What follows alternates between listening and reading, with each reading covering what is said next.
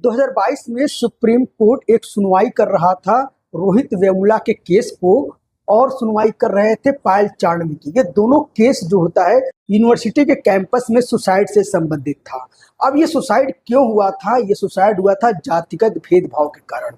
यानी कि 2016 में हैदराबाद यूनिवर्सिटी में रोहित वेमुला जो पीएचडी स्कॉलर थे, जो नेट क्वालिफाइड जीआरएफ से एडमिशन लेकर वहाँ पे रिसर्च कर रहे थे, उनकी थीसिस को रोक दिया जाता है, उनकी स्कॉलरशिप को रोक दिया जाता है और उनको हॉस्टल से बाहर कर दिया जाता है। क्यों? क्योंकि वो एक एससी कम्युनिटी से बिलोंग करते थे और वह वहाँ पे एक अंबेडकर यूनियन को ज्वाइन किए हुए थे, जिसके विरोध में स्वर्ण जातियों के लोगों ने एक षड्यंत्र करके उनको हॉस्टल से बाहर कर दिया और कॉलेज में उनको प्रतिबंधित कर दिया। इसी कारण वो सुसाइड कर लेते हैं और सुसाइड नोट्स में वो लिखते हैं कि मेरी मृत्यु का कारण ही मेरी जाति है। उसके बाद हम बात करते हैं 2022 में। 2022 के एम्स में एक पायल चांदनी नाम की सर्जन, जो एमएस की स्टूडेंट होती है, मास्टर ऑफ सर्जन की स्टूडेंट होती हैं, उनको इसलिए उनको सर्जरी नहीं करने दिया जाता था या फिर उनको कॉलेज में यूनिवर्सिटियों में परेशान किया जाता था, क्योंकि वह एक जनजाति बिरादरी से बिलोंग करती थी। अब इन्हीं सब जब मामलों की सुप्रीम कोर्ट सुनवाई कर रहा था तो उसको यह पता चला कि ग्राउंड लेवल पे कैंपसों और यूनिवर्सिटियों में कितना भेदभाव है। इसी को सख्त रवैया अपनाते हुए यूजीसी को सुप्रीम कोर्ट ने आदेश दिया कि तुम एक ऐसा कानून बनाओ जो जमीनी स्तर पे जो भेदभाव हो रहा है उसको रोका जा सके।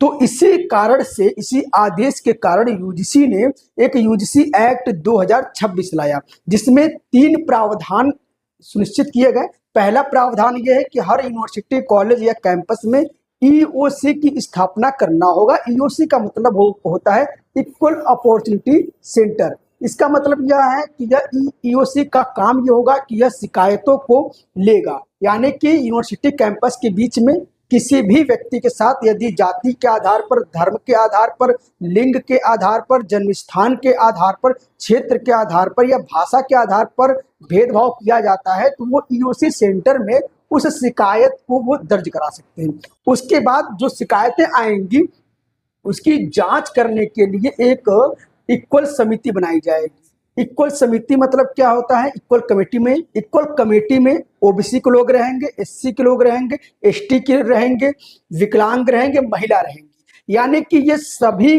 वर्गों के प्रतिनिधि को शामिल करके एक जांच समिति या फिर इक्वल कमेटी बनाई जाएगी, जिसका मुख्य काम यह होगा कि ईओसी के अंतर्गत आए हुए शिकायतों की जांच करना और जांच के बाद अपनी रिपोर्ट को यूजीसी को सौंपना। और इनका काम भी यह होगा कि यदि कोई आरोपी इसमें सिद्ध होता है तो वो कर सकते हैं, उसकी डिग्री की मान्यता रद्द कर सकते हैं, उनको कॉलेज से निकाल सकते हैं, ये सारी चीजें कर सकती है। उसके बाद तीसरा जो मुख्य प्रावधान है उसमें यह कहा गया कि अब जो है जितनी भी शिकायतें आएंगी उसमें यूनिवर्सिटी के जो प्रशासनिक अधिकारी होते हैं, यानी कि एचओडी होंगे, डीन होंगे, इनकी जवाबदेही या तो अकाउंटेबिलिटी फिक्स कर दी जाएगी। यानी कि अब ये एचओडी का और प्रिंसिपल की जिम्मेदारी होगी कि उसके यूनिवर्सिटी और कैंपस में भेदभाव कम हो, या अगर कोई भेदभाव का शिकायत आ रहा हो तो इसका निस्तारण करे, और ये सभी रिपोर्ट वो यूजीसी को सौंपेंगे। तो ये प्रावधान जो है यूजीसी के अलावा में दिया गया। अब देखिए, अब जो जो यूनिवर्सिटियां ये नहीं फॉलो करेंगी उनको मान्यता रद्द कर दी जाएगी, ठीक है, उनके फंड को रोक दिया जाएगा, उनके इंफ्रास्ट्रक्चर फंड को रोक दिया जाएगा, या फिर उनको किसी दूसरे यूनिवर्सिटियों में मर्ज कर दिया जाएगा। तो ये यूजीसी को पावर है। अब आप लोग के मन में ये आ रहा होगा कि सर ये आया क्यों? ये आया इसलिए क्योंकि 2014 में जो एनसीआरबी की जो रिपोर्ट थी उसके अनुसार जो है 118 जो है ऐसे शिकायत आए जिसमें स्टूडेंटों और प्रोफेसरों के द्वारा सुसाइड किया गया। उसके बाद अगर हम बात करेंगे 2024 और 25 के आंकड़े के, तो 2024 और 25 में यही आंकड़ा 324 हो जाता है। तो इसका मतलब यह है कि जमीनी स्तर पे भेदभाव कम करने के बजाय लगातार बढ़ रहा था, और उसका यही कारण था कि इसके पहले 2012 में जो यूजीसी की गाइडलाइंस थी वो सिर्फ गाइडलाइंस ही ना कि कोई कानून था। अब ये कानून कठोर इसलिए लाया गया क्योंकि लोगों के मन में डर पैदा हो, जिससे किसी भी व्यक्ति के साथ जातिगत सूचक शब्द लगाकर या फिर धर्म के आधार पर शोषण न हो। अब देखिए, इसमें एक अलग तबका वर्ग जो है इस पूरे मामले का विरोध कर रहा है। विरोध का कारण यह है कि जो जातिगत भेदभाव है, इसकी परिभाषा को विस्तार किया गया है, और विस्तार करने के साथ इसमें ओबीसी को शामिल किया गया, एससी को शामिल किया गया, एसटी को शामिल किया गया, विकलांगों को शामिल किया गया और महिलाओं को भी शामिल किया गया। तो एक वर्ग यह कहता है कि ओबीसी को इसमें शामिल करने से सिर्फ आप एक जनरल या स्वर्ण कैटेगरी को ही टारगेट कर रहे हैं। इनका एक पहला शंका यह है।